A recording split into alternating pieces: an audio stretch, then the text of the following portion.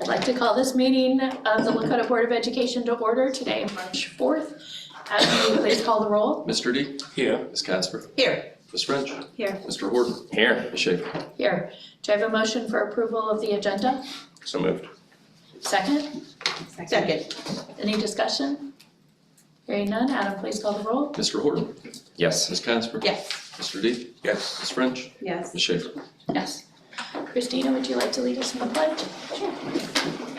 I pledge allegiance to the flag of the United States of America and to the republic for which it stands, one nation, under God, indivisible, with liberty and justice for all.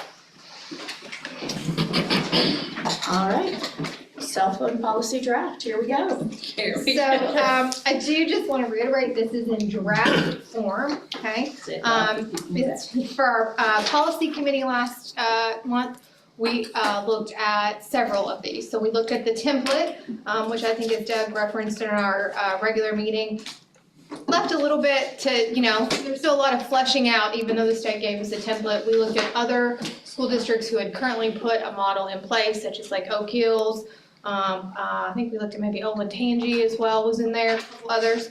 But from that, taking those kind of as models, looking at our community conversations, and then also looking at our thought exchange data, we worked to put together a draft, again, just draft language. However, I will say this could be more draft than we realize. In the 2025 budget meeting, which was really not a lot about budget and more so about policies for the first 45 minutes. Right. They kind of skirted over and mentioned that there is a possibility that the state is looking to pass new legislation that would say all cell phones are banned, period, during the instructional day, that it would be a uniform policy across all districts. So we're waiting on that. Interestingly enough, Mr. Vogelman, I think, was listening to the same webinar as I was, and we kind of interpreted instructional day differently, right? So I interpreted instructional day from, let's say, 8 to 3, when the bell rings to start the day and when the bell rings to end the day. He kind of interpreted that to me from bell to bell, so within your like 50-minute bell or 48-minute bell. So even when you think we have clarity, right, we still probably just need a little bit more nuance. The only stipulation in that, what they mentioned would be if you had like a 504 and IEP that stipulated that you need breaks during the day for your cell phones. And I can imagine that people services would go, oh, okay, because we don't have anything like that probably in current existing documents. And so I'm sure that that would come up if that legislation changed. But again, that is all pending. It might all be for naught. We're just keeping that in the background. As you look at this, just know we could have a whole nother iteration of this if that legislation passes. They didn't really give a timeline for that. And you know how things kind of get slow in the spring and in the summer, so we'll just keep monitoring that. We might have a policy that gets overwritten. But in front of you, you have this sample policy. So let's just kind of take a look at this, because what we would like to do is then take our comments as a whole. We thought all 5 of us being here collectively, getting some input, taking that back to the policy committee one more time, then bringing that forth for a policy read and approval, so that then we could start April, May, depending on the month, and then all summer communicating that plan for 25-26, and making sure also that we have student handbooks updated to reflect that new policy. So what this says really is that if you look under kind of that, we kind of separated it first of all into early childhood and elementary buildings, and then junior high and high school, right? So we have kind of a K-6 model, 7 through 12 model. Basically, unless it is for instructional purposes, right, that the teacher dictates that it's for instructional purposes, a student would not be using their phone during class time, meaning bell to bell to bell. Right. What that would probably mean, and again, we have not solidified the exact details of this, is that we did not feel that putting cell phones in lockers was a beneficial move, because one of the things we heard about was safety. In the event of a safety, a real extreme safety issue, let's say like an active shooter situation, being able to get to your locker to get your phone, not gonna happen, right? Unification pieces, children wouldn't have their phone. So our thought would be probably those, I call them like shoe holders, like those clear things that go on the back of the door where everybody's phone is kind of accounted for. You can quickly glance over, see whose phone is there, who's not there. Child would drop it in on the back of the door as they enter. They would pick it up as they leave. Or if a student has it in their pocket, as long as it's not visible. Basically just out of sight, out of vision, right? And then, like I said, during kind of more social hours, lunch, hallways, things of that nature, phones would be able to be utilized. Any questions? I mean, as you're looking through this draft, again, the back is kind of where we get into violations of this policy. May result, we always like that word may, it doesn't say shall, it says may result, and it goes through, verbal warning, confiscating it and storing it, confiscating it till the end of the day, confiscating it, having it picked up by the parent, and we would work with each developmental grade level to kind of talk about what is appropriate for their particular grade level if there was an infraction. This is more in line with that kind of progressive discipline, right? First you get a warning, then we might keep it in the office, then we might have your parent come and get it, then there might be an actual school infraction or violation. It says may, but we're not ever gonna probably get to G, H, and I, unless there's a real problem going on with the cell phone besides having it. That would probably be misuse of technology rather than just having it. That would not, again, may is just more of an exhausted list than a shall. Any thoughts, any concerns, questions? Do you think something needs to be clear? I have questions. Okay. I know you mentioned that we try to collaborate with other school districts. We looked at other schools and districts' policies. Okay. Did we find any school district that completely, from bell to bell, no cell phone, whether during social hours or not? There are some, not the ones that we looked at as templates, but I'm sure there are some. I mean, I can think of one in California that we looked at. There's one in Texas that absolutely just banned them outright. Some people feel that is very successful, kind of for social, emotional needs. I will say when they talk about enforcement of that is a challenge. The enforcement of The enforcement of bell to bell? the enforcement of having like just lock it down, nothing during the day. Yeah. Most of the time in those instances, they are using, I'm gonna call them those locked boxes, where a student brings in their phone, locks Lock it it down, and it's kind of locked away. In fact, there were some studies from some school districts that I looked at about how many minutes does it take to get you unlocked and get the phones back in students' hands in case there were emergencies. But not any of the policies that we looked at showed a complete lockdown of phones across the board. Okay, it means it's the teachers that take the phone and lock The them up. teacher, there's a box, they call it a box. Yeah. And basically all the devices go in that and they lock it away. So have we, I'm just trying to think about the entire list. What about the students locking them up in their locker room, like you said? We enforce that you don't get to it until after the last bell. And we talked about that. I think if a kid puts their phone in their locker on their own, that is their business, right? Yes. So teacher, we got no problem with that. I think the issue is particularly probably more of a 7 through 12 world. Not that students do this, but sometimes students close their locker and they kind of turn it to the exact combination so that between bells they can pop it open really easily, or they share their combination with their friends. I think we talked about theft. The ownership and the liability of, technically in our handbook it says if your phone gets stolen in your locker, it's on you, it's your personal property. Okay. But expand that by thousands of children. I think we could have theft, property problems, people saying my phone was in my locker and it's disappeared. I think that could be a lot of onus on our principals to do kind of those search procedures. Now, if a child, our middle schoolers, our junior highs, they're practicing that right now. And so I think some of our junior highs do put their phone in their locker, some of them put it in their pocket and it's off. I really think the goal we are looking for, as long as it's not out and it's not, and you can't see it, whether it's in your locker, it's in your pocket and you're not distracted, it's in that packet on the back of the door, that we are comfortable with choosing, children having the options of how that kind of out of sight, out of mind works. Okay, so then if we don't go with a locker room, you have your phone, but you can't use it until bell to bell. I'm trying to analyze to see, because education is very important. It is very, very necessary that we might take some of the steps that maybe might be tough to ensure that our kids focus on education rather than on social things and issues like cell phone. We grew up with nothing like that, and we were successful. So I think we might look into that seriously. That's my personal opinion, because what is affecting our kids in education in this country is we are giving so much leverages, give them so much.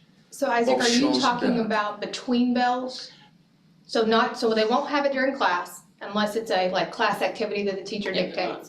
So they won't have it then. Completely Completely don't gone, have it. unless the teacher says, hey, I need you to do your cell phone. So let's say they do, let's say they have an activity where they have a QR code or something like that, and the teacher says, hey, everybody get out their QR code. But Yeah. other than that, during an educational setting, so first bell, no cell phone, Yes. second bell, no cell phone. Yes. So I think our like, if you wanna call it flexible time, is those between bells, those 4 to 5 minute passing times and lunch, Yes. right? That they would be allowed to use those during that time, just because of the enforcement piece. Maybe you need to check from your parent, maybe you need to know, am I supposed to pick up little Johnny instead of getting on the bus today? Just of those quick parent communications, although again, our strong encouragement for parents would be to call the front office, leave the message, and we would get the student and That's tell right. them, but I do know we heard some concern about that in community conversation. So, I think too that when you talk about the education piece, if we do something like ban cell phones from the minute you walk in the door to the minute you leave, we're gonna lose educational time because the teacher's trying to enforce that. They're constantly, like, I like that they have the little, because right now they have that. So it's, for them to go from all or nothing, I think the teachers are going to have issues taking educational time away and enforcing that. I like the idea of the pocket and a little bit enforcing that more than, okay, Ashley, you don't have to put yours in your, I see that yours in your pocket, you don't have to put it, because then it becomes everybody starts just leaving them in their pockets. And I've been in a building where we did the pockets, not kind of across the board, but we allowed that flexibility and purchase those for people. And I will say from a teacher standpoint, when you shut the door and there are 20 phones and like I said, Doug has number 1 slot, I have number, whatever, however you operate with that, you quickly know are all phones accounted for, or does little Johnny still have his in his pocket? Because you know he probably has one, but it's not in there, right? And I'd say it's that routine, Right. those routines and procedures, just like we do with elementary children, right? Or secondary children even to a degree. Just train the model of how you want them to do. Pop them in there when you come back, pop them when you grab them when you leave. I also think having, we talked, and this is really, really in the weeds, we talked about with those kind of storage, does everybody have a number? Does everybody kind of have wherever they stick it? Sometimes assigning a number is easier so that you can account for everybody has their phone instead of grabbing the wrong phone. If yours is if Julie's is in number 1, Kelly's is number 2, mine's number 3, I get in the habit of just grabbing from that pocket and not any other pocket. Last week, in my day job, when I teach mental health in the high school, there was one classroom that I was in that absolutely had the pocket. Kids walked in, numbered, kids walked in, dropped in the pocket. It's a 2.5-hour lab class. And for what I was teaching, for part of it, they needed a QR code. Went up there, got them, searched their QR code, did their thing, and put them back on their break. They get a 10-minute break in the middle, they took them out, did whatever, it was a routine, no, the teacher didn't have to tell them. So I think it's just a matter of, like you said, getting into a routine and getting into what the expectations are. Well, I was in a classroom the other day that already did that with calculators. That's where they kept their calculators, and it was like second nature to the kids. She goes, go get your calculator. They went row by row, like it was a seamless process. You could tell they'd done it 1,000 times. It'd be a very similar process. I do just have one small concern about the budget bill. The budget bill passes on June 30th. If it's in there, my understanding is it will take effect at the new school year, okay? So the cell phone policy has to be in effect by July 1, correct? Everything will be, handbooks, letters, everything will be sent. Well, What will remember, we do? handbooks are electronic, Right. right? So we no longer print Right. I call them like the old school planners, right? So we can update those accordingly, And we right? will not have sent any parent communication. Not until August. Not I mean, we until August, would have okay. sent back to school, but that real push about, hey, remember, we would not do that until August. Okay. The other thing that's not really addressed in here, but I think, you know, I don't know if it's policy, practice, things of that nature, but as we recalibrate with, students, I think we will also need to recalibrate with staff. I was just gonna say staff. And so I will, you know, when we get this in a really solid place, I think it will be talking with the association leadership about how we can recalibrate. I've been familiar with where we kind of write a letter of agreement, not an MOA or anything, but just a partnership to say, hey, we want kids not to be distracted from their phones. We want adults not to be distracted from their phones. Good, polite phone etiquette. We assume that all adults know that, but we have all been in the movies where people take the phone call during the movie, right? So I think just making sure that we kind of recalibrate that and set the same tone for staff that, hey, you are a professional. If you need to take a call, you need to do that like between bells, or, you know, this needs to be put away during class because our focus should be instruction. So I think we just have to recalibrate that. It'll be hard to enforce that with the student if the teacher sitting at Correct, their just desk texting. modeling, yeah, just modeling. I know you guys have spent countless hours on this already in policy. Do you, Christina or Doug, have anything to add from this discussion, from all those discussions, I guess? I don't think so. We did spend some time talking about, like, do we be more specific about times during the day, like lunch? Are we gonna have them at lunch? Are we gonna have them, you know, during an assembly? And we decided to kind of back away from that a little bit in the specifics, and just kind of note it as school-related events and functions. That's really the only thing I think we talked about that's not documented here. Makes sense. This is actually very similar to almost every policy that we took a look at. And there are the outliers, certainly. I mean, there are districts, particularly across the country, that have outliers. And, you know, I think I think different high schools, particularly around even the region, have done some things where, you know, there's a no cell phone lunch day. So that you can interact and that social engagement takes up and you do some activities at the table. But I think the enforcement of that, particularly in a lunchroom our size with as many children that you have in it, could be not where we want to make, we want to build relationships with kids during that time, not monitor cell phones. Yeah, I mean, I think this policy does a good job of balancing everything that we heard from the community. So, you know, we've been on this journey for almost a year now. Right, yeah. I was gonna Listening say. to the community, we had the survey that was shared with the board, and it was very clear that the most of the community had concerns about an outright ban. So whatever the state decides to do, then they can take the heat for it. But, you know, it was clear that there was a lot of concerns around staying in contact for logistical needs. And then the safety piece was a big issue. And I think this strikes a good balance of all those voices that we heard. I think it also provides consistency across the district, which was another theme that we heard from all of our parents and community members. And then I think we've seen some evidence in action with our junior highs. So they've kind of had this of their own version of handling this year across all four. And what we have heard from them was that it's been good. It's been able to be enforced. Most kids keep it in their locker. A couple bring them in, but they haven't had as many issues with dealing with it. So, you know, when you balance all of that, I think we've got evidence of how things are in our district and how it works nicely. So I'm a fan of this draft. I think you talk about timing. I think the most important thing about timing would be to work with Chris Bissard about the pockets that we need. Right. You know, we don't want Everybody wants to those. invest. Well, first of all, we want to make sure we have supply and demand to get them, right? But second of all, you don't want to purchase those and then the state have a sweeping legislation and then we have lots of those that we might not necessarily use or be able to use in a different way. They did not get in the weeds on that legislation. I know several of us were on here. When you say banning cell phones during the day, I mean, again, what does that mean? Do you know what I mean? Like, you can't bring them in the building, that's not feasible, right? So they didn't really talk about what that would look like. So maybe even in that regard, it would be, you know, pocket on the back of the door, student puts them there, but we would have to work through that. But just making sure we have the timing of that so that we can get the quantity that we need. They just said do it, not how to do it. Yeah, not how to do it, correct. And I'm a fan of that. I think though, us having a policy created in time for the end of this year so parents can prepare Correct. for expectations, even if it changes, I agree. it's important. Yeah. Because again, that'll be a state thing, not us. Yep. So I've got a couple questions. I know, again, and maybe this is me being out of touch with what's happening right now in the elementary, we used to have planners that did have the student code of conduct in those in our elementary. They're Are we not- electronic. My understanding is all of those are electronic. The now. kid, the plan, because they used to have, where teachers would sign the written planner. Okay, All of, so now we're just the, old. even in the junior Just high, so, making sure. and I just know this as a junior high parent, it's actually kind of neat.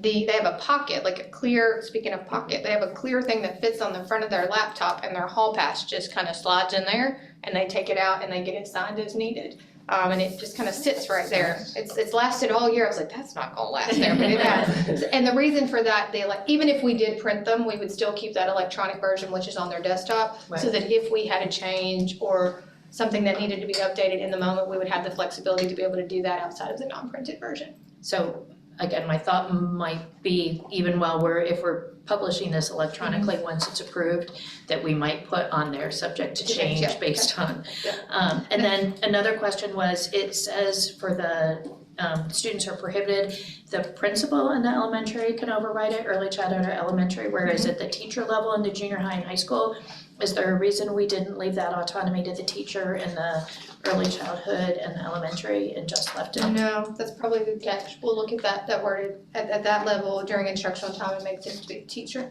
Yeah, I'll make a note of that. Question on that. And then the second to last sentence of the policy, students may use the phone to contact parents, guardians during the school day.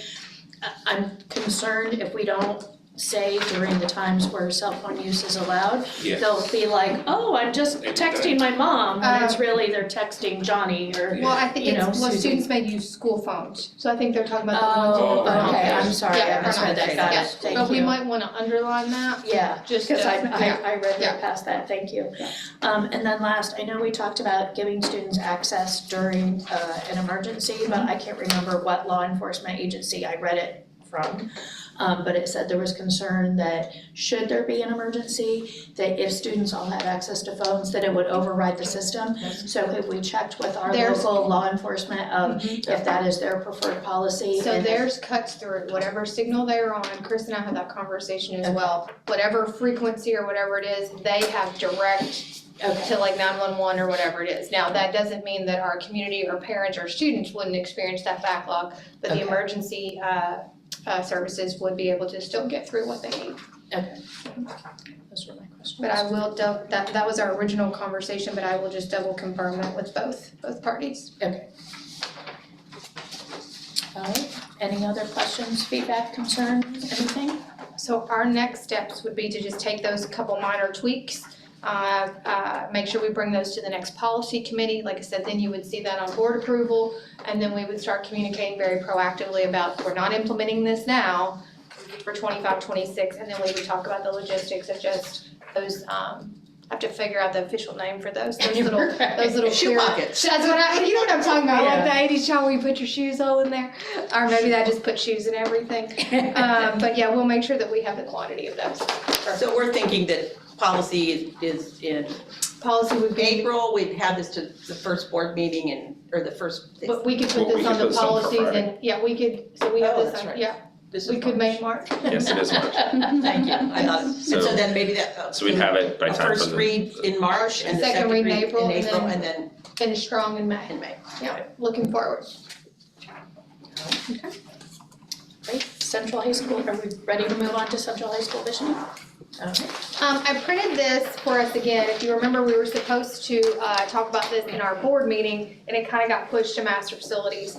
And we might, continue to talk about this as well, particularly when we hear the enrollment study that we're going to hear in master facilities today. But so a couple of things here that I continue to wonder about, and again, some of us talked about this in master facilities more in detail. When I started, I was thinking, and again, maybe it was just me and being new and thinking this, I was thinking that Central really was more for credit recovery and specialized scheduling, right? But if you look down here in enrollment, right, we have credit recovery at 13.1%, and we have alternative schedules, that's what I'm gonna call personal schedules, right, at 4.2%. So that is really not the brunt of the population, that is attending Central, right? More I mean, really clearly, it's about 83%, in that SEL, social emotional needs. So thinking through that, my question is about the long-term vision for Central. Have we really, particularly as we start to hear enrollment studies and things of that, and I know that's master facilities conversation, have we thought about how this fits, or does it fit, that's a question as well, into the overall picture of master facilities and future visioning? Because the reason I say that, credit recovery can be embedded into a typical high school, right? You have Apex, you have credit recovery, things of that nature. I'm not saying it wouldn't look different, but it can be embedded. Alternative schedule, it can be embedded with things like CCP, it can be embedded with things like Credit Flex. Now, that House Bill 410 does wrap nicely around that with some attendance pieces that you have to work with families on depending on schedules. So we're really looking at that 83% of, do we feel that Central is the best model to serve that? And we also talked about just knowing that statistic of that SEL medical needs, how that then might translate or transfer to larger junior highs, right? When you have about an 1,800, 2,000 junior high, do we look at that number to expand? So again, I think my question is, and again, maybe it's a kind of ongoing conversation as we talk about sites, but is it its current configuration? Is it a more clear, really articulated vision of what is the path for there and what it needs to get there? Or is it do we wonder if it fits?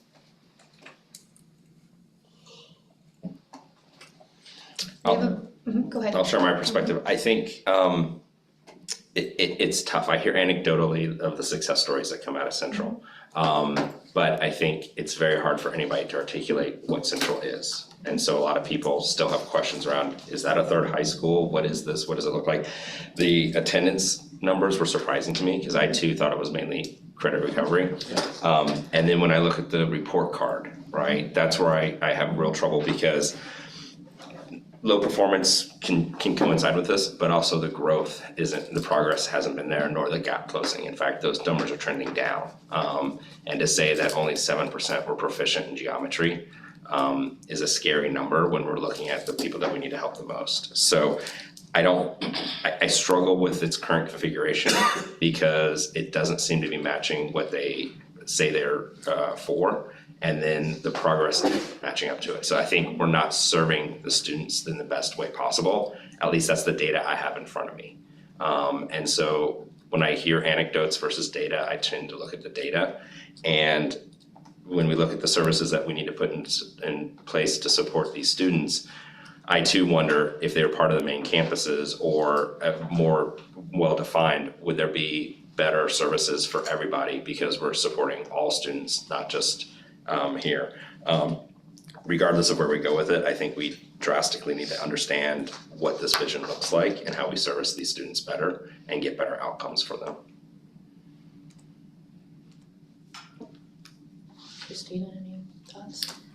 I'm just thinking a lot about the 82.6 that are there for SEL and medical needs. And if we were to put Central back into the high schools, how do we go above and beyond to continue to meet those students' needs? I agree with what Doug said about the report card. It was really alarming when we looked at it a few weeks ago. And that's a huge concern because then what that's saying to me is maybe we're meeting their mental health needs, but we're definitely not preparing them for their future, which is then gonna cause more mental health needs.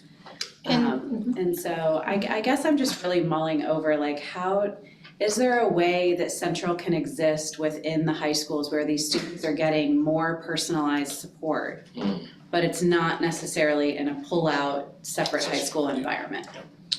So I think that's tied to a larger conversation as well, because when you talk about more support from I'm gonna say, so medical needs, and I don't have, each individual kid's data in front of me, right? But medical needs can mean nurse, right? Clinic, nurse, maybe something that impacts your attendance to where you just have a chronic medical issue that just prevents you from being there 5 days a week. That one's a little bit more hard to tackle, right? That's a finite amount of resources, meaning we have a school nurse, they do what they can do in the medical need realm. The SEL piece, you have a little bit more options, meaning, we have our on-site therapist that we have with Children's Hospital, right? Now, we do have some buildings that are still either filling holes or needing those, and again, talk about supply and demand, right? Working with Children's Hospital to really have that continuum of service regardless of our buildings. But then also our counselor piece. Our counselor caseloads are pretty high. They're not pretty high, they're really high. They're really high. They're really high. And have been for years. At the high school, you're talking about $450 per counselor. Research shows between $300 and $350. That's national research of what that number should look like. And then when you talk about junior highs, you're talking about 1 for 700, 1 for 750. That is a huge lift, right? And I think, I don't want to put the words in our counselor's mouth, but having spoken to them and done secondary, follow-up listening sessions, we're not in a very proactive model right now. We're in a very reactive model, particularly at the junior highs. And, to your point, you're giving up something, right? If you're the counselor that is able to really see kids in crisis, see kids in need, as you should, you're giving up academic advisement, right? You're not talking to kids about their career path. You're not talking to kids about their career plans. Like somebody said the other day, 80% of my time is seeing really counseling kids, which is great. But she also said, but I'm not talking to them about CCP, credit flags, what's their career path, what's their graduation. She goes, I'm not having those conversations because I'm triaging over here. Whereas at the high school, for the most part, I would say they are in largely academic advising time and not so much seeing and counseling kids, right? In fact, one of the numbers was 80-20. Right, that they talked about was 80% of the time I'm doing academic advisement, 20% of the time I'm doing counseling, and really when I'm in a counseling mode, it is complete triage. The kid is in level 3 crisis, I am needing to help. So when you talk about those services, counselors are certainly on my mind. Also, all roles in education continue to get bigger. I think the counseling role has certainly seen that, particularly at the secondary level, to talk about what that looks like and how do you have that clarity. So I think there are some opportunities there, Christina, to your point, that we could build a more robust model than what we have. As you talk about therapy dogs, as we're going to, that kind of talks about that as well. But that is not definitely flip the switch, right? Until we get the balance of counselors, the staffing of counselors, and kind of the role of counselor in the right vein, that balance will still be a little difficult. I think about this a lot as well, and particularly, public schools. We are not an online school, let me say it that way. We are not built to be an online school, right? And that's a choice we've made, right? So I think we just have to keep that in the back of our mind of, this is not an online school, it is a hybrid model, but are we, to your point, best serving students in this model? And is that the model we want to continue to be in? I think that's the question we have to grapple with, because I know families want a Lakota diploma. Absolutely, that's what it boils down to. I live here, I want my child to have a Lakota diploma, but sometimes I think we also have, and I'm not saying it's not central, I'm just wondering, kind of like to Christina and Doug's point, what does success look like and what is the model that it's served in? And I don't quite have that answer yet in my brain of that finite, but I'm grappling with that for sure. I'm also wondering how many of that 82.6% are at Central because they don't thrive well in the large environments in our high schools. It doesn't matter how many resources we give them. Right. And that's my so worry how do about the we- junior highs. How do we put them back in the high school and create that environment within the high school where they're coming across less students over the course of the day? They feel like they're in a smaller environment. There's 7 teachers at Central. Maybe 4 of those teachers, at each building are the only teachers that see these particular students, and that's their individualized plan. Like a cohort. Exactly, like how do we keep them in kind of a safe environment for them without putting them back out into In the- the mass of kids, And but I don't- still, I don't know if we've ever done this, you know, that particularly that 83%. I mean, when you talk about medical needs, again, there's clarity there. SEL sometimes is a little bit more hard to Right. define. There might be some surveying or student parent groups, just particularly to Central that we talk about what is that niche? You know, is it large? Is it not access to counselors? Or like really getting into what do Why? they feel is that gap? So that then is that something we can build? Is that a staffing model? We might want to dig a little bit more into that. Like I said, we can also drill down to that and really get into the weeds of that 82%, how many are medical, how many are SEL, do they have plans, do they not have plans, is it attendance? We can really drill down into that and look at that at a granular level. Now, the difficulty of that is Central is very much a rolling attendance, right? So Yeah. you might have 30 graduate in December and 30 new ones come in, so you would literally be looking at a very snapshot in time, but at least we could see that cohort of data, and maybe even look at some trend data over the past couple of years or what that looks like. I do think, you know, depending on where we land with Central, the report card piece is something we definitely, if it still remains, we need to make sure we really, really look at that. But then also we might have some ability to look at that a little bit differently. So next iteration probably would be to, again, if you're comfortable, maybe get that data granularly of what that SEL and medical looks like, really break that out. Again, I don't know if that's 50% medical and 30% SEL, I have Right. no idea. And then maybe depending on that data, even doing some additional kind of surveying or focus groups with those particular parents. Yeah, so I'm also surprised by the stats because I've never really delved into it to see the categories that we service. I'm amazed with the cell and medical needs. I didn't even know that was so big. I thought it was recovery as well. I'm also conflicted based on Doug's observation on the result. So does it really worth it? Because if we put so much resources, the outcome, the return on investment is not that good, then we should really look into it. So I'm in support of reviewing that and see if we need to continue with that or go in with Christina's advice, suggestion. I do think we need to dig down and see what that 82% is. I mean, we have to figure out, because we know what the reason we started this. I mean, we know that some of these 57 kids, we would have lost. They would have just not come to school if we didn't have this model. So what is the balance of having this model and knowing what it does to their growth and our value added and all of that things. But I totally agree with you, the bigger piece is the counselor piece in the high school. If we were to put these, I mean, you talk about how these counselors are spending 80% of their time in the junior high doing mental health. They're not trained to do that. They're trained to be academic guidance counselors. When they went to college, there's a finite, a little bit of training on emergencies, but if they're spending, that's a lot on them. So I think that's a big piece of it, going forward.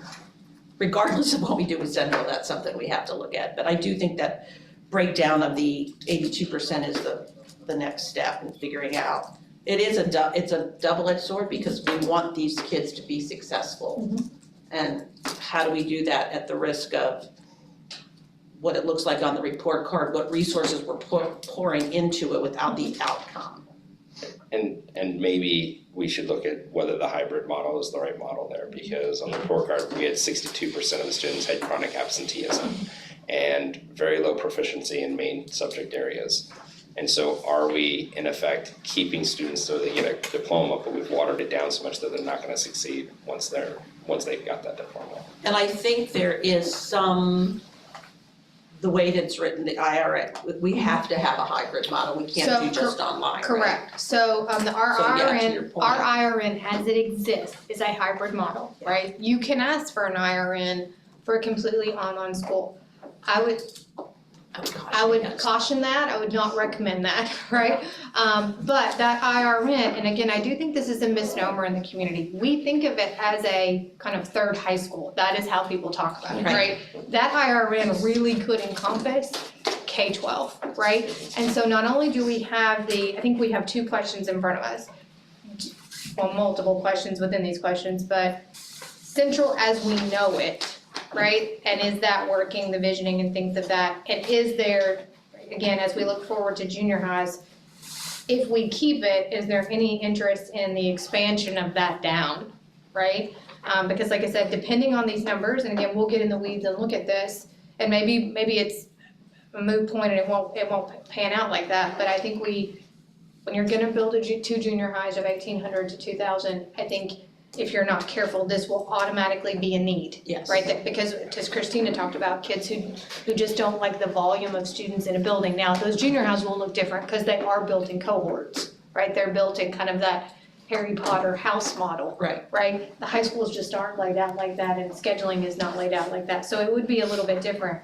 But I think we just need to keep that in mind about we have our current existence and then even when you add freshmen into that number is gonna feel different, you know what I mean, rather than a freshman building being separate from the main campus. This one is one of those tough ones because you want to be everything to everybody. Yeah. And sometimes you have to pause and say, can I do that? And can I do it well? Well, Do you know what I mean?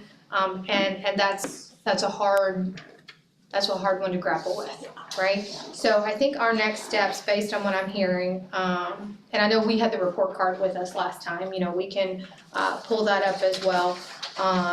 We can also break down those 157 students out of the 190. Again, I used to think that number was larger for whatever reason. I think when I was coming in, I thought that number was like 300. But again, it ebbs and flows pretty good. Do you know what I mean? Like I said, you might have 30 kids graduate out and you might have 30 kids come in, or so it's really it's a different beast to track. But we'll get that SEL data granularly, and then depending on that, we can at least draft some kind of focus groups or maybe survey questions that we could send out to that particular population to get some more feedback. If I may also, don't we limit our enrollment? Isn't there like that we only are allowing people in as people roll out? So isn't part of these numbers capped?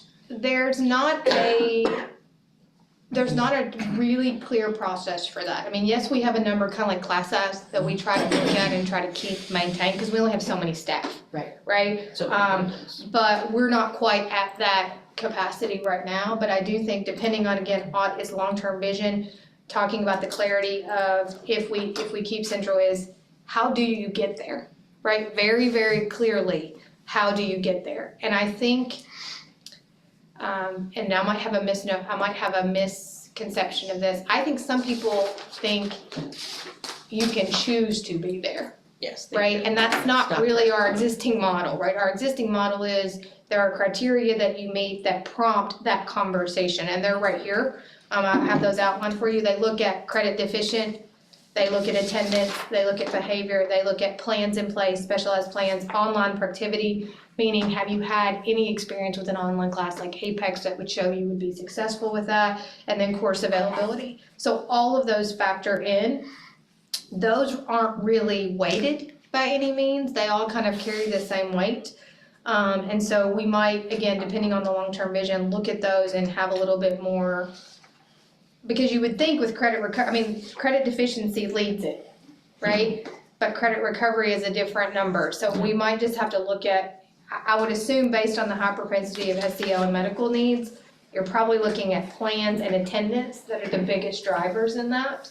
Again, it could be wrong until we have the data of that, but that would be interesting to kind of splice and dice which of those criteria were met to even launch that discussion into Central. Yeah, I think we're all certainly concerned about the success in the report card data, but I would hate to make decisions perhaps on the entire organization based on the current snapshot. prior to making strong attempts to improve those outcomes. Because I do feel like are these kids then that are going to go into our flunking, not being able to graduate. And I would hate to see us go up by approximately 200 kids that aren't able to make it across the finish line. I mean, certainly to the point we don't want it to be within ineffective skills, but I would rather see both those skills and success, because as we know, many of those families, this is a resource that without this resource, these kids would not be graduating from high school at all. So I wanna make sure we are serving So I think we all should of our pull students, some even some of balance. our, even some of our harder to serve. So I pulled the 1 year report card data last year. I'll also pull the trend data from all the years that we have from Central and look at that as well, just so we can see kind of the ebb and flow of that. And what models have we put in place for this year, to continue to try to improve that and change that? Hopefully we've put in some resources. significant Well, and there's a things. difference, I mean, when you pull that data, what are you pulling, just since it's been Central, or when it was Wakini, and Probably we'd have to compare apples to apples, You'd we'd have to have to pull just pull just Central. which has been what, 3 years? Yeah, right about.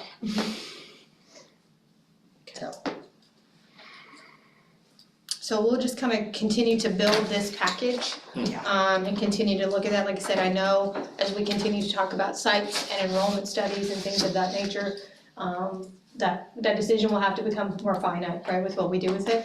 But again, I'll pull that trend data, we'll get granular, but without student names, but granular on that 157, and then maybe even do some follow-up surveying or focus group later on, depending on what that data shows us.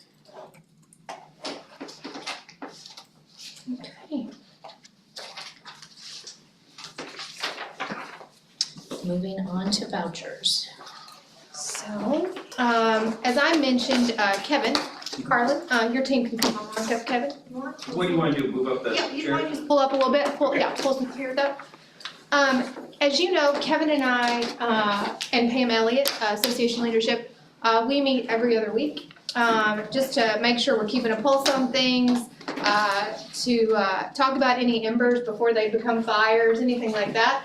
And Kevin mentioned to me back in the fall, maybe like around November, he said, hey, we have some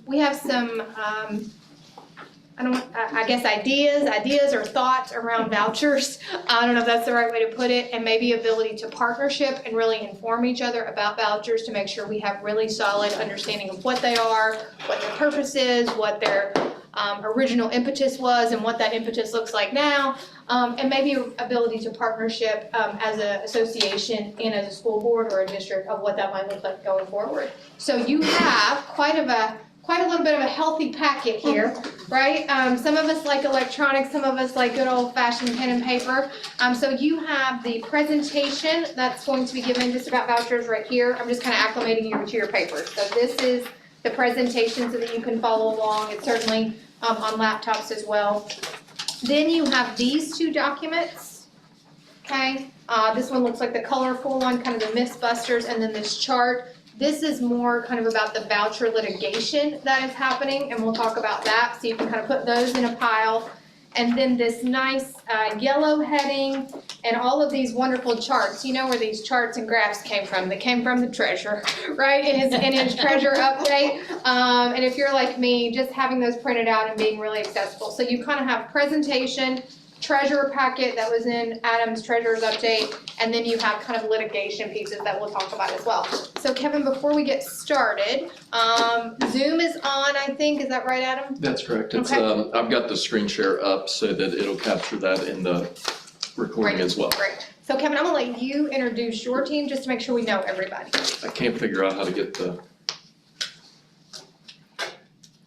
words off Oh, the bottom. gotcha. I'm trying to do that now. Kevin, you wanna start Yes. introductions? So you probably know Mike Fortman, and so Mike was been working with us through SWOE. This is Katie Howard, Yes. and she is part of helping us through this whole voucher thing. And this is Andy Wilson. Yes. And so I want to thank you for letting me come here today and do this. I sent you an email, it's probably a few months ago, and this Back is in where we've November. been talking about this. And it was about really joining this voucher hurts Ohio. And the more we go along, like vouchers started off as a way for low-income families and to help out when they're in low-income school districts and give them a choice or give them something else. Now we're to the point where they're being abused. So I brought some people in today and to help explain vouchers, how it's going to affect our community, our schools, our students, and see what we can do about it. So I'm gonna let them go. I know there's people on Zoom, they were saying that they couldn't. I got somebody in now. Yeah, and so I think they can hear, but I don't think you can see them. I'm not sure. And they have the ability to speak. Yeah, they have the ability to speak. Okay, so I assume they can hear me. So I'm gonna let them take over. All right, well, And I'm gonna mostly let Andy go and be here for. first of all, again, thank you for allowing us to come in, and I've got more Thank you. more paper. Yeah, you just hand them that, I'll take Yeah, we can Isaac's take as one well. pack, yeah. Thanks so much. And from what I've seen, Mr. Zink has been feeding you some very similar information to what's on the presentation, so I'm not going to go through and duplicate stuff, or try to not duplicate stuff you've already seen and been advised of. I'll start with a little personal background. I'm Andy Wilson. I served as on the Fairborn School Board up in the Dayton area for 8 years. I was board president for 4 of those 8 years. My personal background is in the business world. I'm not a retired educator, or so going on to the school board was a very different experience for me, very eye-opening, and I've gotten to be a public school advocate because the public schools are really the foundation of our society as a whole. Without the public schools, this country would not be where it is. The lawsuit that was mentioned was first filed in 2021 in the Franklin County Common Pleas Court. The judge has heard motions to dismiss. There are 5 counts in the lawsuit, which is there in your handout, so I'll skip over all of those details also. The state obviously and the interveners that are involved obviously filed to dismiss the lawsuit. The judge denied all of those. So she basically upheld the 5 counts as being worthy of going to trial. She will hear motions for, or have hearings on the motions for summary judgment, which means she could potentially decide on her own without going through the trial process. Not likely, since this is a pretty huge event. It really rivals the DeRolf case of 30 years ago in its impact, not just on Ohio, but potentially nationally. The judge herself, the steering committee, that's the Ohio Coalition for Equity and Adequacy of School Funding. I'm a member of the steering committee on that. Have been since I was on the board at Fairborn. The steering committee is a pretty stellar group of people. We have retired Chief Justice of the Ohio Supreme Court on the steering committee. We have a couple of attorneys, one of which was a former state legislator, Steve Dyer. Probably have heard that name. Charlie Wilson, who is a law professor at Ohio State University. and has taught over 8,000 students in his time at Ohio State University. And the judge that we have on this case, he says is one of his top 5 students out of that 8,000 students, so. He said she's very thorough, she does her own research, she doesn't rely on other people feeding her stuff. But as a result of that, she's very deliberate and kind of slow. But in a case of this nature, that's really what you need. So, Also on the steering committee is Bill Phillis. I'm not sure if he's called in or not to the Zoom. I know he was gonna try, but he was instrumental in the DeRolf school funding cases as well. yeah, he's a former assistant superintendent of public education in the state of Ohio, so, and he's, we call him the Energizer Bunny. He's in his 80s and he just does not quit. So the public education advocacy is. I don't know, that's the number that we have on. If we switch back to the attendee talk.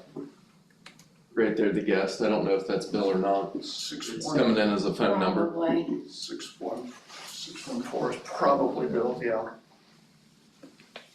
So, going through Through the the TV. presentation of one of the things that I handed out there. You know, Mr. Zink has done a great job of keeping you, informing you of the impact, and like I said, there's a lot of this stuff, but Lakota ranks, and I'm specifically going to be talking mostly about the Ed Choice expansion vouchers, not the other 4 voucher programs, although the Ed Choice does kind of fall into this, but there's 3 others. There's the Cleveland, the autism, and a special needs voucher system. So those 3 in particular are not part of this. So in the Ed Choice voucher system, Lakota ranks 4th in the entire state for the number of Ed Choice vouchers that you have. It's grown, since it started, it's grown from about 66th, 62nd, 47th in fiscal year 23, and then in fiscal year 24, you jumped into 4th place. So, and, you know, as Mr. Zink has said, your membership level, your student population is essentially unchanged. So the 2000s voucher students are not students that have left your district.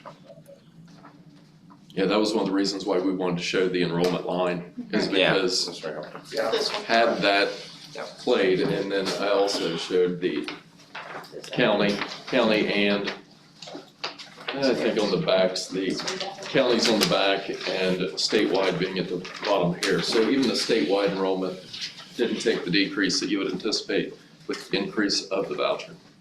and also just for your reference, I printed out, I have this spreadsheet, I have this for statewide for, so I just printed the relevant stuff. The first page of it is there. Second page, I printed Hamilton and Butler counties, so you could see what your neighboring districts are like, and that's in alphabetical order, so rather than ranked by number of vouchers.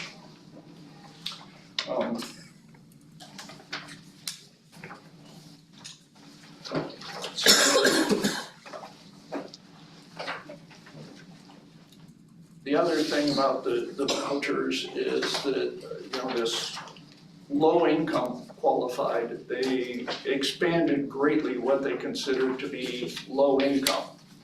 It started out at 250% of the federal poverty level, and it's now 450%, which for a family of 4 is about $140,000 a year in income. And those families would be eligible for the full voucher amount of $8,000 plus for a high school student and over $6,000 for K through 8, which your funding from the state is nowhere near that amount. The other interesting thing that I pulled up was, I pulled up the big 8 school districts, Akron, Cleveland, Canton, Columbus, Cincinnati, Dayton, Toledo, and Youngstown.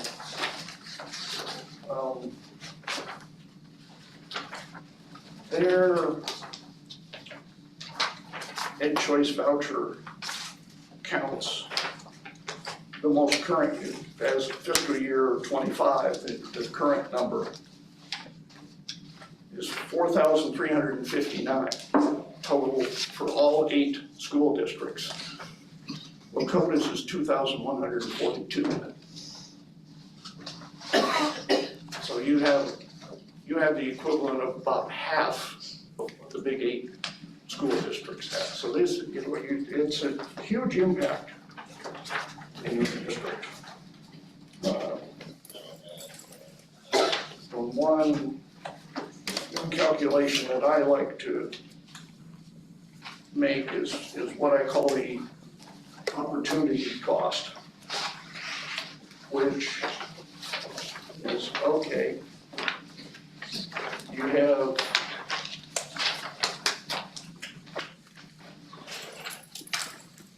you have 2,000 plus vouchers going out of there. And in this packet also is, I have the Butler County payments to the voucher schools. That has obviously increased dramatically too. But they average $4,186 per student. So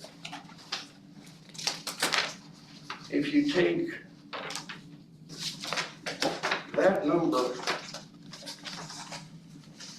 the 4,186 times 2,259 students, that's $9,456, or $9,456,000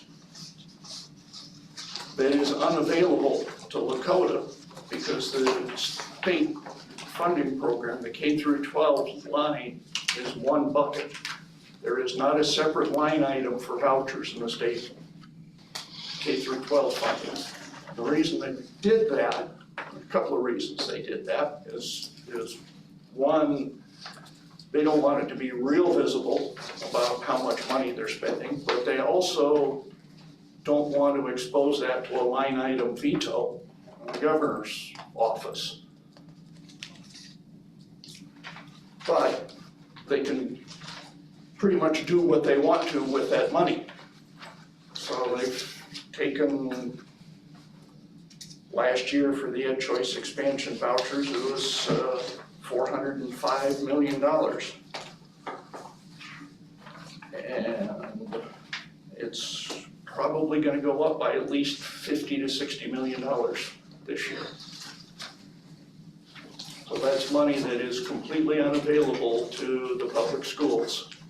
And as listening into your discussion here, the public schools have to take everybody that walks in the door. And you have to do your best to handle those students. The private schools are able to pick and choose who they take and who they keep. And in some cases, we've heard discussions that towards the end of the year, some of these private schools say, oh, you're not gonna graduate, so we don't want you here anymore. Then it falls back on you because they come to the public school, back to the public schools. And you take a hit on your report card for these students not graduating. So.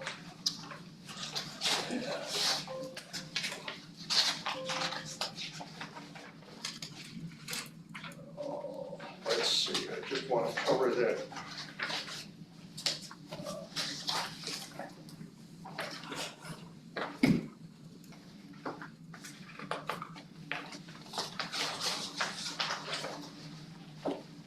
So, yeah, the Butler County Ed Choice Expansion vouchers in fiscal year '23 were 544 participants for $2.9 million. Fiscal year '24, 3,000 students, almost 6 times as many, and $12.9 million. So it went up by $10 million in Butler County alone. That's part of the handout that's in here. So, as I said, I don't want to take up a whole bunch of your time with this, provide you the information. If you have additional questions, I'd be happy to take them. If anybody online wants to chime in, I don't know. If anybody else is on. Yeah, I have a question. When you said they, who are you referring to? Is it the government or? Yeah, the State legislature. The state state. legislature, the General Assembly. Oh, okay. Okay. I know, trying to put things together because, yeah, all right. And Kevin, your ask for us in that email and kind of today is to join this group of school districts, right? That is my ask. That is the ask. And meaning, we would, I just wanna make sure I'm super clear on the ask for all of us, is that Lakota local schools would join in that Vouchers Heard Ohio lawsuit. Is that a fair statement? Correct, And that cost is $2 a student. per student. So, rough math, $33,000. $33,000, but if I heard correctly, Kevin, I think the reason that you're here today is we could talk about splitting that cost, meaning Lakota Local Schools Board of Education and Association. Is that accurate? I'm gonna say that I find this to be extremely important to our own community. I as a taxpayer in being part of this, my money that I pay in taxes should go to my public schools and not go to something that I may not necessarily agree with. It should be regulated, it should have oversight, and I wanna make sure that it's spent properly. I don't think the money, like, when you say 33,000, it seems like a lot, but it's really, when we send people to do different, they go away for, what do you call it, like? Professional development, things like that. I mean, money's spent like that, and it's going to happen. I believe that we need to start standing up for our own school district, and we need to start standing up for our community.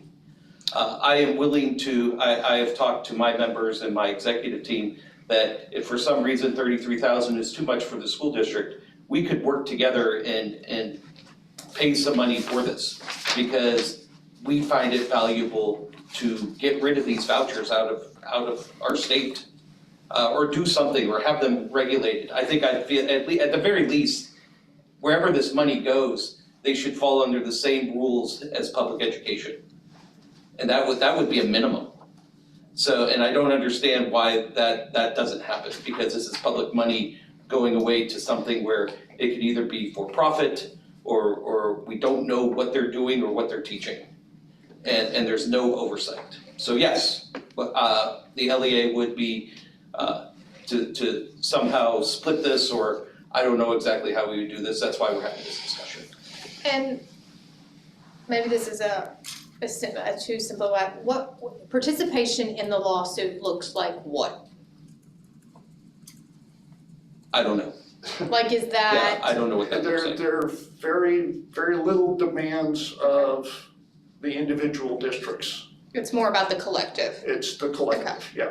You don't have to show up in court, you don't have to hire additional attorneys or spend legal fees to participate in it. It's basically membership to help pay the costs of the coalition hiring the attorneys. And we have a couple of very good, very thorough attorneys also. The two lead attorneys are excellent. Mark Wallach has a pretty dry, cutting sense of humor at times, so. I have a question on that then. If the lawsuit is all the school districts in the state, and if at the end of the case, the school districts win, is it going to include every other school district in the state or only those that are participating in the lawsuit? The lawsuit is an effort to declare what they're doing unconstitutional and to stop the funding to the vouchers, so it would impact every school district in the state. And just to, go ahead. I was gonna just say, ask Adam if you have something first of his thoughts and the data you pulled together. Would you like to share your thoughts and anything from the data you pulled together for us? There was one, I had one bad piece of data in the information I pulled on the yellow sheet. I had the wrong count on the voucher for the enrollment. When I updated that, I realized it this morning early when I was working on these, and that actually changed that number overall to $6,573.53. I'll get you guys an updated. Change what number? What are you looking at? What are you looking at? This sheet. This sheet right here, That that number, that average per for the Okay. voucher, Yep. which then brings it down over here, brings that down to 80%, which is still significantly higher than all of us. Ours is right around 34%, and another thing that we separated out from this, that's where like the ADMs and stuff, I tried to make sure that I gave the reference point to where it's coming from, because depending on which place you look, you might get a different ADM. So, And what day you we look at. had to, we were trying to be very specific on that. It's definitely turning into a strange situation of, I think I mentioned this at the board meeting, we're all residents, where do we want our dollars going? To go to. Yeah, this is becoming a bit different than us as employees or workers here. This is also kind of getting to the point now of, is that really how we would hope for our dollars to be spent? And so I think this is something needs to be done. You know, something is in, whether it be this group or another group, the voices have got to be heard, because it's starting to get to a point of the scales are tipping to a noticeable level now. Yeah, and you know, they said, Speaker Huffman said they need to cut $650 million out of the K through 12 public school funding. Interestingly enough, that is almost exactly the amount of the Ed Choice voucher payments, $677 million last year. Yeah, and it's going up. Yeah, I was gonna say, it And continues to run. I wanted to add too, because Adam mentioned being community members, I'm not sure that the entire community understands exactly how badly this is affecting Lakota and how it will potentially affect their property taxes, which we all know are already very high and have increased, but without getting the constitutionally promised funding from the state, it's the local community that's gonna have to make up the difference. The other comment I wanted to make, Kevin mentioned, private schools is apples to oranges. And there was an attempt at legislation in the last General Assembly to require public schools that receive voucher money to take the same standardized test, to require open meetings such as this, more transparency of finances, et cetera, and that was shot down pretty handily. So that makes the importance of this lawsuit even greater. Yeah, I don't know that people fully realize, like Kevin had started to say kind of that how we don't have the same accountability. And that truly is, we have no view of where this money goes, even though it is a significant portion of the state budget. There is no audit happening, is my understanding. There's no, again, testing to know the results and if this is a good ROI, a bad ROI. Some data has been shown that if you look at students from the same geographical area, there's actually lower results. But again, I think that's perhaps why there's resistance to the actual testing. And that's with a time where the kids that they don't choose to keep, they can be sent into a different learning environment. Adam, you had in your information the percentage of our total budget paid by the state and what it's anticipated to do, as well as that what's happening on the state level. And I think that's significant because of the DeRolf case and the impact. So could you share some of that data? So basically, our state portion is going to keep shrinking. Our total pot of revenue that we're receiving is going to keep going down because we're guaranteed at the 2020 level. And because of that, and keep in mind, this is a governor's proposal, this is a first draft. We will see many different revisions between here and there, being the end of June. But if this was to take into effect, when the funding component was frozen and they reduced guarantees in fiscal 26 by 5% and then 10% in 27, when that funding dollar that basically drives that formula, when it's frozen on 22, it essentially makes us look even wealthier than we would, which drives up our guarantees, which then increases the percentage, the impact of the 5 and 10% that's going away. So that will result in over a longer period of time, and we're looking at how to get that information embedded into the financial prospectus we're getting ready to send out. It's going to keep shifting the burden locally from the state side. And the state spends significantly more per student to the schools that receive vouchers than they do to That is correct. If you look at I actually brought it in on that very bottom, and that chart is going to be updated now, but if you look at that base cost per pupil compare, so the base cost is calculated off of $8,241.61. The average state distribution of that is still $5,707.93, and the Lakota portion of that only for the base is $2,839.15. So we're essentially at 34%. Even the average statewide is at 69% versus the 100% that it's calculated off of. So it can be a little bit misleading on what the funding formula is actually doing if, to me, when the funding formula was connected to the pot, you would still see that state average distribution hit 100 because it would have just distributed differently. Now it's actually coming in less than what that's supposed to be. So, and then the voucher being 80%. So the voucher number being $6,573.53. So significantly higher than us. Adam, I think I've asked this before and I don't remember. Of those vouchers, the 2259 or whatever we just said in FY25, do we know how many of those vouchers are children who have never stepped foot in our building? That's where I brought in that enrollment line, because if you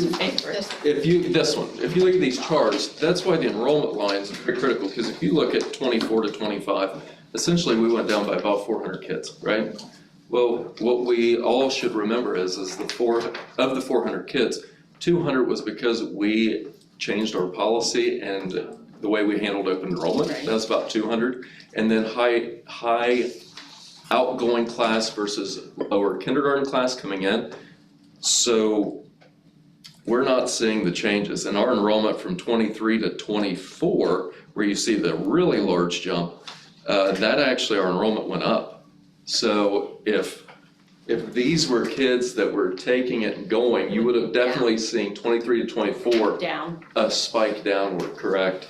So, we can pretty well account for the kids that we're seeing the change in. Yeah. And it's such a large increase in the voucher down payments.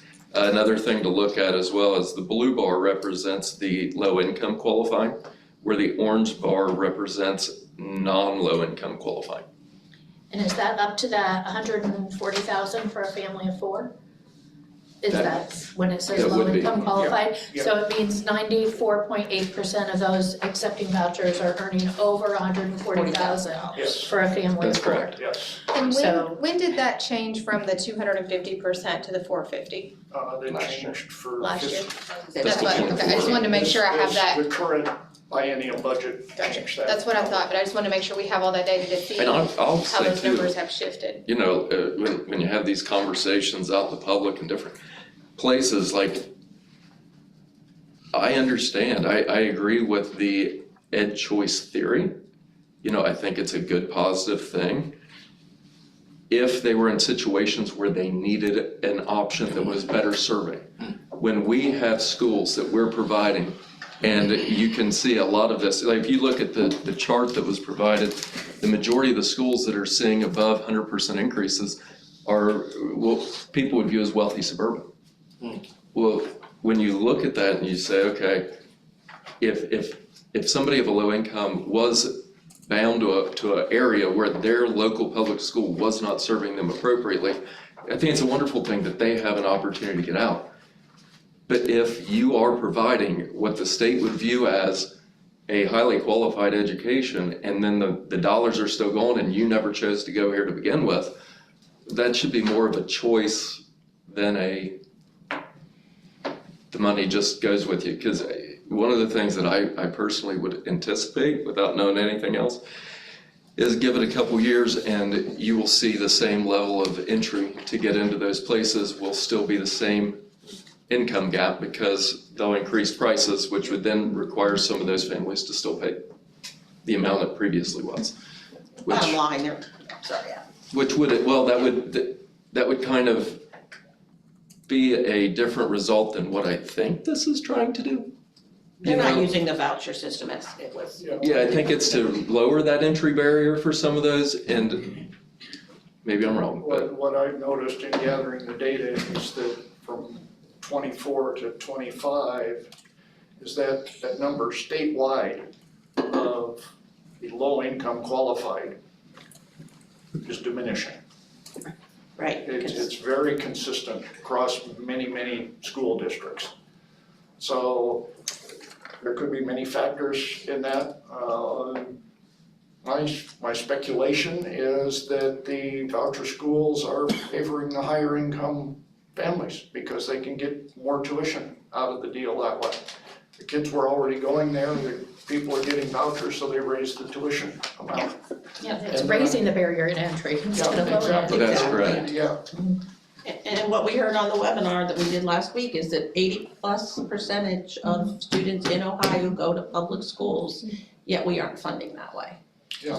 Adam, yeah, it's only about 20, well, it's 75 to 80% of the students, but it's about 80% of the students, but they only get 75% of the funding.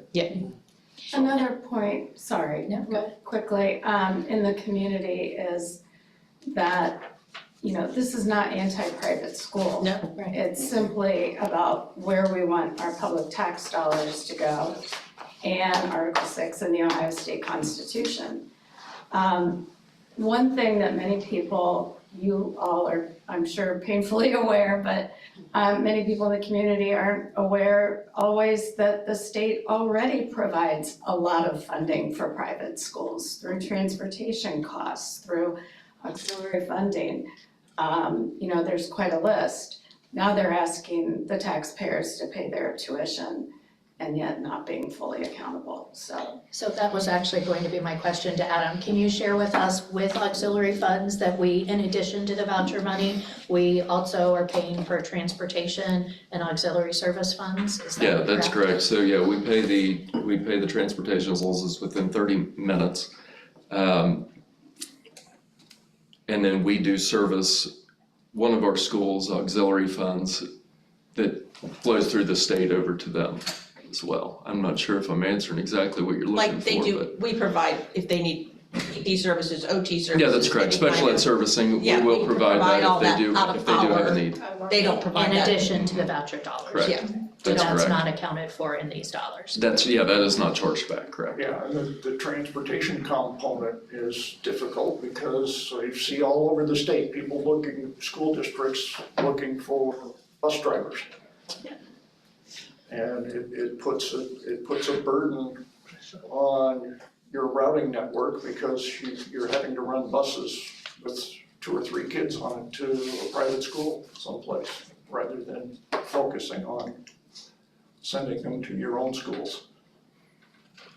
It would also be interesting to see if we could get some data that actually showed where all the voucher programs live, charters and vouchers, and where, because, some of the statewide, you'll hear at a lot of the conferences we go to, one of the most sensitive groups being our rural as well, on the economically disadvantaged side.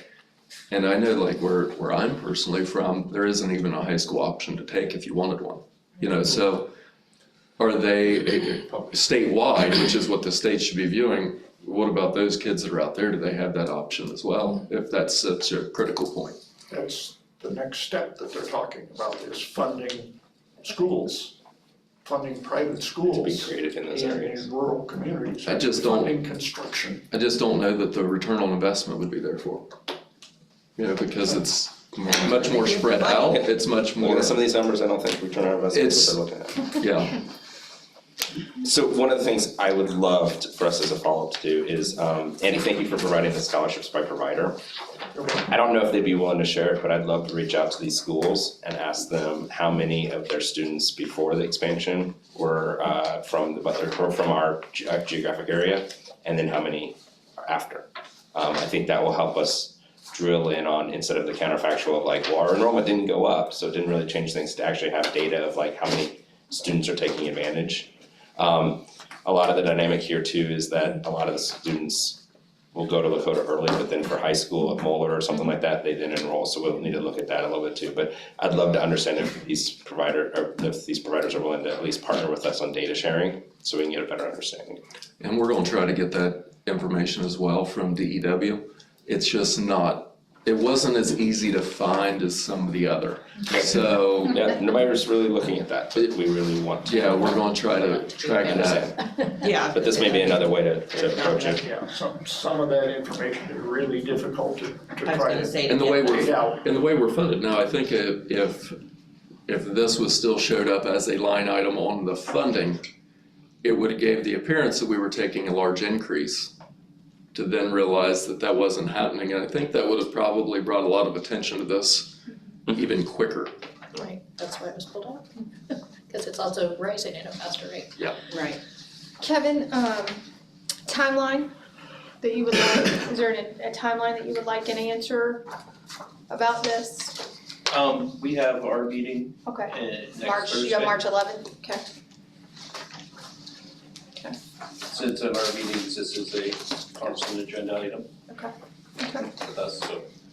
So I think, just to clarify, and we might have some more questions, but I'm just kind of reiterating in my brain. The question is for us to join kind of this list that you see, here, right, against, Vouchers Heart Ohio lawsuit. That lawsuit includes 5 counts, just to reiterate what those are. I'm gonna oversimplify here, but basically, the count 1 is the creation of one or more systems of uncommon schools is unconstitutional, right? Count 2 is that lawmakers have failed to adequately fund a system. 3 is that private school vouchers make segregation in public schools worse because you're taking taxpayer public dollars without that litmus test of what they can do. Count 4 is no religious or other sect shall have any exclusive right to control or any part of the school funds of the state. And then count 5 is Ohio citizens hold all power under the Ohio Constitution. So just to reiterate, those are the 5 counts of the lawsuit. Again, asking for our participation, and I think what I heard Kevin say is $2 per student is roughly $33,000. If that is a stopgap for us, there is the ability to talk about what a partnership could look like with the association in that investment. knowing that our name would join one of many, and really it is about the collective push, particularly with a district our size. I'm sure that collective push is certainly felt with not too much responsibility on our end as far as additional cost. So that's kind of where we are. As Kevin mentioned, they have a association meeting LEA on March 11th. So didn't know if anybody had any overall feels right now, or if we just need to continue to kind of marinate. Christina, do you wanna share any thoughts that you have? Or we'll go around or? Well, sorry. Put you on the spot, you don't have to. No, You that's can pass. okay. You keep starting with me today. I It's all good. I'm happy to share. I found this number shocking that we were fourth. And concerning. Yeah. And I have a lot of questions that don't have anything to do with the lawsuit and more around why are these students making this choice? But I'm also, the evolution of this whole voucher program and what it was and what it has turned into. It started as a way to help and support all students, whether they had autism, had a special need, had low income, ways to support and wrap around, and has now turned into what I'm gonna view as like a free-for-all of, if this is a choice you want, we'll pay for it. And I'm very concerned that our community has no idea that their tax dollars are being given in this manner. So that's a big concern for me, and something that I feel like we need to help them to understand in some way, whether that be us or through, making those connections in our associations. But I personally will go out there and say that I would support joining this group of school districts in this lawsuit. Doug, any thoughts you'd like to share? Thank you for sharing all the information. I think we've been looking at, I don't want to speak for other boards, but I have been looking at a lot of this data, and some of this is new, which is helpful. And I think you guys make very good points, and some of which I would even be more strident and supportive of. So it is good to know that the association is in favor of partnering with us on this. I think this is a dramatic step to join a lawsuit against the state. And I have not heard from our legislators on their approach and what they're thinking about as they're looking to shepherd through both the funding as well as reactions that they could take. So I would actually be interested in inviting our legislators to a session have a special session or our next board meeting for them to come explain their views and how they look at this issue, so we can have their input in, because fundamentally they have options and control. And then I also want to, respect swim lanes. So if they have a plan to address this in the legislature, I would love to hear that, where we wouldn't necessarily need to take this dramatic step. But it would at least inform me and feel better about taking that step should we decide to, knowing that we have the information from the legislators on what their plans are. Isaac? Actually, just spoke my mind. Yeah, this information is really, really important. I have never understood how the vouchers work.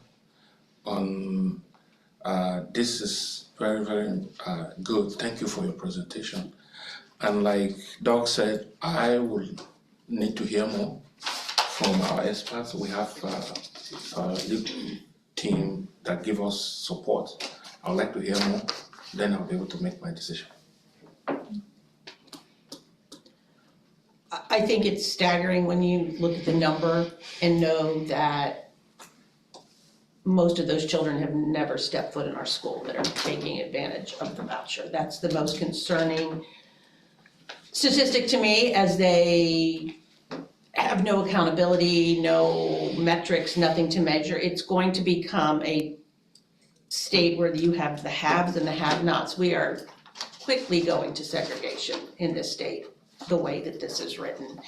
And while I am all for speaking to our legislators, I know that personally, having spoken to our legislators, just me, they're all in favor of the voucher system, the ones that I have spoken to. So I want a conversation with them, Doug, and I certainly agree. I think just a conversation with our legislators in general, we haven't had one in a while. I know we've tried and they have not accepted our invitations, but I would agree. But at this point, I feel like the clock is ticking and we don't have a lot of time. And given the fact that LEA is willing to partner with us, my stance is I think Lakota should join the lawsuit. I also feel like, and this sounds a little arrogant, if Lakota joins, I think you'll see a lot of other schools that will fall in behind us, knowing what we are and what our district is. I'm not against school choice. I went to a Catholic school, grades K through 4. I'm not against school choice. There's no accountability, there's no metrics to measure what is happening to our tax dollars. And eventually, if this continues, we are gonna be upside down. We are gonna be fighting for dollars that technically belong to us, so. Kelly, did those legislators share with you why they felt that way? I think I have, That's go ahead, Dana. The point was it's up to the individual to decide where to send their children. And without they said the metrics are, the one conversation I had, the metrics are, if it's not working, then the parents won't wanna stay. And I'm like, How do you know it's not working if they don't? again, for me, the biggest red flag in all of this is that these children, it's not like they came to Lakota and had a horrible experience and now want to go to a private school. They've always gone to a private school and now we're just paying for it. Yeah, that's the explanation to me on two separate occasions by two different legislators, is it's up to the parents to decide where to send their children, and they pay into the taxes, so they should get to decide where their tax dollars go. So I have heard their sound bites. I have more detailed questions that I'd like answers from them. I would agree with And you, I agree with the urgency. but that's my And if we concern, have a is the urgency. 311, I think we could look to have a special session by next Tuesday. And if they come and participate, then we have their input and we can make a decision then. If they don't show up, I think that speaks volumes of that they're not, then we're left to our own device. Yeah. But we gave them a chance to help inform our decision. I am not opposed to that at all. I have something to say about the legislators as well. I know you have, you've said it several times, you've had personal encounter, probably as an individual, not on behalf of the board. Correct? Correct. Yes, good. So what I'm saying here is I've tried to reach out to many of them. I feel like sometimes what I'm hearing back is I've not been invited for anything. Officially, I've not received anything. Which is true, but. No, yeah, it's good to get to the bottom of it because I had others that said, I've not heard anything from anybody. Or maybe it was sent to my office, I have not, that did not reach me, so I'm gonna check with my secretary and get back to you on that. So I have one that is pending. But I've tried in the last couple of weeks, reach out to the people that I know, that I also should have been engaged in our community engagement and all that. I don't know whether they get those invitations or not. However, I would love to hear more as a team, as a board. If we are able to get to them as a board and say, hey, we have a lot of things going on. Master facility is also one of those that I've also tried to get consultation. I mean, here's something that I'm not hearing. They're like, what are you talking about? So if we as a board can do that, get their involvement more, I think it will be better. When I went out, it was based on our meeting, was it February 4th or so, that from the sent out about 106 invitations. No, you didn't get back, you didn't hear back, or some of them attended your meeting. So no legislators attended. Now, they Okay. all got an invite. Now, to your question, and I'm just speaking for me, right? If you send me a letter, right? I always get it because my admin assistant brings all of my mail, regardless of what it is. It doesn't get filtered. She brings it in, she puts it in my basket, right? I'm assuming their mail gets somewhat filtered, right? They put it in piles. That's what I'm assuming and how it gets to them.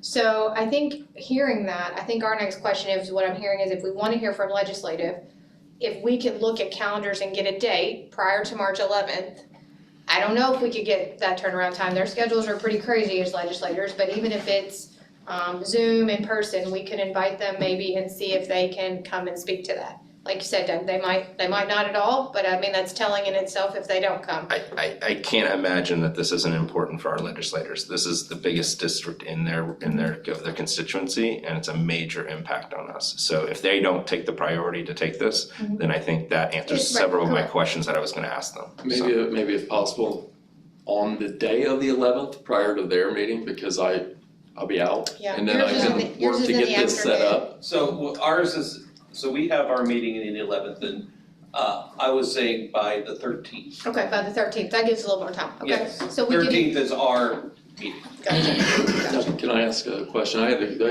Maybe you guys covered this, I had to step out and go to the restroom, I apologize, I'm not used to the morning meetings. Question I have is, if it's $2 per student, is that per year? Yes, $2 per student per year. Now, if more schools join the force, is this going off of a zero-based budget so that then year over year that could be a decrease in price, or is that a fixed? it's pretty much fixed. Okay, would we be, That's not my call to make, that's Sure. the steering committee's I call get to make. that. As a member district, if we chose to join, would we be able to see how the dollars are actually being spent Yes, as well? Okay, So I'm gonna propose a date just to give us. just some accounting type questions, sorry. Julie hasn't waited. Oh, Julie, go No, ahead. that's fine, you can go. The 12th, just to give us the most time would be helpful. I just know, their schedules are probably, like I said, just getting in contact with them might even be a challenge and then getting a response back. But what about the 12th, if that would be after the 11th meeting, but then before Kevin's 13th meeting? Thoughts on that? My concern would be, I don't know, again, the legislators' schedules, but my concern would be that they're in Columbus midweek. Yep. And they're here at the bookends. Okay. But it works, I can certainly make time that day, but that would be my concern. My recommendation is that we wanna do it at night so parents can attend. Okay. I think a lot of parents wanna hear the answers. So it's not gonna be a Q&A with the parents and the legislators, because I think that will scare them. No, well, first off, our legislators shouldn't be scared of our parents. Well, I'm just telling But you. second, no, I think agree. just to facilitate it, I think we have a lot of pertinent questions, and I think we can direct that conversation. I just think there's a lot of parents who'd want to to be hear there that. in attendance to hear the answers. And I think I would wanna have it whether they show or not, because then we can ask those questions and have that conversation with our parents. They know why we're making whatever potential actions we decide to take. And then even a Zoom in option if they are not able to make it in person, but I know a lot of them Are we- drive back here. Talking can- board meeting? I think it would have to be. That'd be a like a special- it's all fine with Special us. meeting with We do only Q&A with- vouchers as the. With the legislators. And we could give them the opportunity, Zoom, like, if that helped They with can also their send schedule. one of their representatives to talk on their behalf. Yeah. I mean, I'm open, but I want someone to answer the questions that I have at least. so you're proposing 12th? I think you have the 12th, if you're looking at a bookend, I think the 12th would have to be maybe, Zoom because maybe they're the Columbus. 10th, but I don't know if that would help. But being Adam, Monday. I'm out. Adam's Mr. gone, Back, yeah. so when are you back? The 11th. The 10th late, Definitely, okay. Back in the office. 11th, we have light up It's gonna be the Lakota. 11th. He thinks it's the 10th, it's gonna He be. actually did no flights. 11th, we also have light up Lakota. Yes, we do. So, So it looks like the 12th. 12th at 6:30? Sure. 6:30 at, you wanna go freshman building? I would think. We would Yeah. double check with them, and this is the time of the year where a lot goes on, so maybe make sure that their facility is available. We should be able to have that locked down though, but by the end of today with the Oh, yeah, yeah, yeah. location. That way I get the notice out prior to going. Yeah. And their media center, like, can You hold what? quite a few people. Oh, yeah. I ain't doing that. Calendar. It's on the calendar. It is, it's on the calendar. So we're looking at tentatively holding right now, right? At least let's get some responses back to see. Looking at March 12th starting at 6:30. Freshman building, perhaps East Freshman building, to see if we can get legislators and or their spokesman to come and just have a discussion, right, about vouchers, Or Zoom link if they can't in be here person in or person. Zoom. Will you get with the Who's getting with the location police legislators? today, Yes. or do you want me to do I that? can do that, Okay. yeah. And Let me know legislators. today and I'll get that out prior to leaving. Yeah, and You'll reach out to us. I'll reach out, basically I'll reach out, probably via email and via phone. Via email, so that hopefully I can get directly to them, via phone, so I can say, hey, I just sent an email, it's timely, can you get that to the top of their inbox, yeah. Okay. And again, since I haven't weighed in on this, I think that having a partnership with LEA would be powerful, to show that we're all in this working towards the benefit of our students. I have somebody who made an analogy to me on this once. It's like, I don't use the public bus system or public transit, but I don't have an expectation that my car payment is shared by community resources. And I thought that's a really powerful analogy, because that's true. I haven't used, bus or any public transit, but I still understand that my tax dollars are going to subsidize that. And that's a choice I make, to use my own private transit rather than public transit. And then I think, to me, again, this data that shows that 94.8% of those receiving vouchers are not low-income qualified is so contrary to how this program has been sold. And if you look at that being $140,000 for a family of four, if you look at, based on the CUP report, the last report of the average income within Lakota, it's $115,000. If you look at what our median, oh no, that's Ohio. Ohio's median income is $59,000. So if you look at who's receiving these vouchers, it is certainly not what fits that narrative of the low income folks. These are people who are earning significantly more than what our average income is here in Lakota. And if you look at the Ohio Constitution was referenced earlier, what the actual wording there is, the General Assembly shall make such provisions by taxation or otherwise, or will secure a thorough and efficient system of common schools throughout the state. And again, our public school system is that, it's provided for in the Ohio Constitution, and it's not multiple thorough and efficient systems, it's a system. And I hope that, again, with questioning the decisions that are being made, and when you look at some of the discussion that's happened, we can get back to supporting a vast majority of our students instead of taking resources at a time where we all recognize post-COVID, our kids' needs have never been higher, and we need to make sure that we have the resources to meet all of those needs for our students.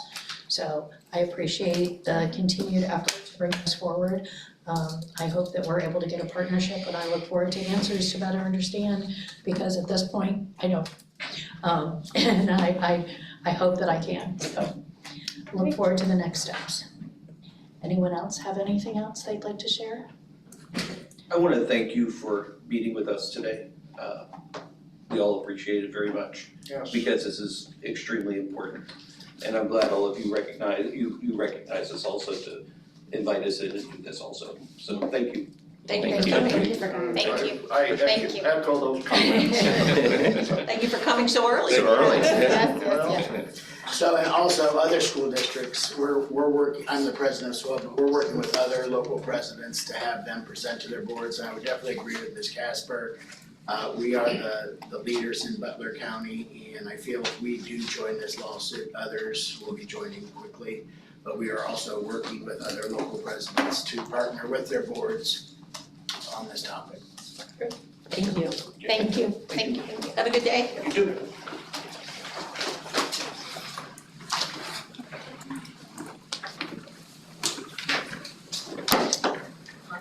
Website organization. Betsy and I were reviewing our website, and this is more of a kind of just a preemptive, like, hey, heads up. We have some things on the website that are just they're not factual based on our current staffing or our current structure. So for example, if you look under our programming, it says LODA, right? Currently LODA is not in existence. It doesn't mean that we're not doing outreach. It doesn't mean that we're not providing family support and wraparound services. It's just that how it's structured, even like pupil services and special services, they're still split apart, right? So in doing that, we would like to just go through and kind of restructure some things so that it's accurate information. So we might move some things into different categories, maybe move that under parents, like things for parent outreach or community outreach. We might change some structuring of some staffing models and actually correct the flow of how that staffing is existing. Again, we still have our parent engagement, we still have our liaisons, we still have all of those pieces. But right now, when you look at those things on the website, the nomenclature that we're using or the area that it's in is not appropriately structured and factual for our current organizational chart. So wanted to update those so that it's accurate, maybe it's a little bit more easy to find, and so that parents have a real accurate understanding about how that outreach looks and how that engagement looks. So just more of a heads up in case you see things shift or change, or even the community does, that's why. We just want it to be factual and accurate, and again, have the right nomenclature for the structures that we're providing. That makes sense. Any questions on that? How, do we have like an audit process with the website to like, if there's still data that's, 2018 or whatever, to like, So go Betsy's through and do a team, and again, certain things prompt that. So being new, I learned as well, like I think Kelly asked me about the master facility state that was on the 19th, right? Right. Normally what prompts that change is when Adam puts out the notice, right? So there are certain things that get prompted automatically by certain internal structures or notices. And then there are things like you said that we just need to go to regularly or annually or whatever it may, to do a consistent update. Like master facilities, probably every 2 weeks we're checking that and updating and adding things. So I think there's a steady cadence of things that prompt, and then also a steady cadence of what we do in our internal calendars as well. So that facilities meeting that's on the calendar still for the 18th will prompt to the 19th when Once that Adam's. notice goes out. That's what prompts that. But when does Adam send that 24 hours and 40, because my concern is it's on here and now we're gonna change it on the 17th. I just wanted to make sure before I go that this was right. I've got an update for everybody to look at prior to me sending this one out. Okay, I think his So- plan was to before he goes on vacation. okay. Yeah, I just worry that if it's not a timely thing, Right, people get, that's where- confused, people get confused, absolutely. All right. anything else on that? Anyone? Look at us adjourn for 10 minutes early. Do I have a motion to adjourn? So moved. Second? Second. Any discussion? I was having too much fun. Hearing none, Adam, please call the roll. Ms. Or French? hearing- Yeah, Dr. Speak. Mr. D, Yes. Ms. Casper, Yes. Mr. Horton, Yes. Ms. Schaefer. Yes. We're voting to adjourn. Yes.